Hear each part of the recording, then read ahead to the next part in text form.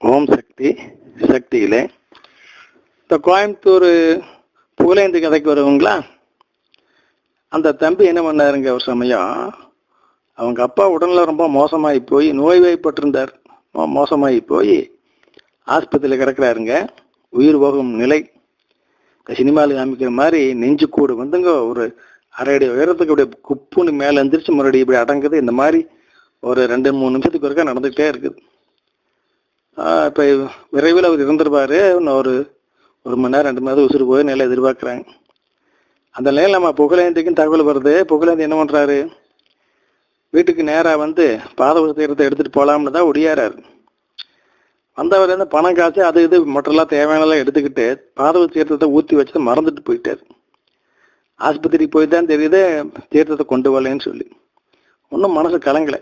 என்ன பண்ணாரு, ஒரு டம்ளர் தண்ணி எடுத்துக்கிட்டார்.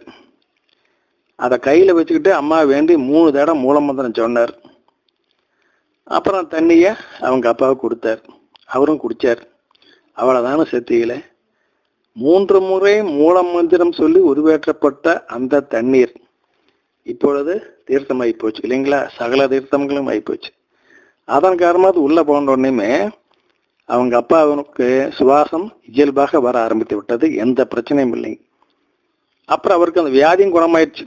ஒரு வாரத்துல எல்லாம் குணமாகி எல்லாம் நல்லாகி வீட்டுக்கு வந்துட்டார். ஆரோக்கியமா இருந்தார். எத்தனை வருஷத்துக்கு இருந்தாரு? 1 வருஷம் இருந்தார். முழுசா ஆரோக்கியமா இருந்தார். 1 வருஷம் கழிச்சு மறுபடியும் இயற்கை மரணம் அடைந்தார். இந்த இடைப்பட்ட காலத்துல அவர் வாங்கின கடன் போக்குவரத்து அதையெல்லாம் செட்டில் பண்ணாரு. அவருக்கு வர வேண்டிய பாக்கி சாக்கியெல்லாம் வசூல் பண்ணாரு. பிள்ளை கல்யாணம் பண்ணி வச்சாரு. இப்படி குடும்பத்தில் ஏதாவது முக்கியமான தேவைகள் எல்லாம் இருக்குது, அதையெல்லாம் செஞ்சு முடிச்சுட்டு அப்புறம் அவர் இறந்தாரு. எப்படி பார்த்தீங்களா? ஒரு தொண்டன் நினைச்சா எப்படியெல்லாம் செய்யறான் பாருங்க. ஓம் சக்தி.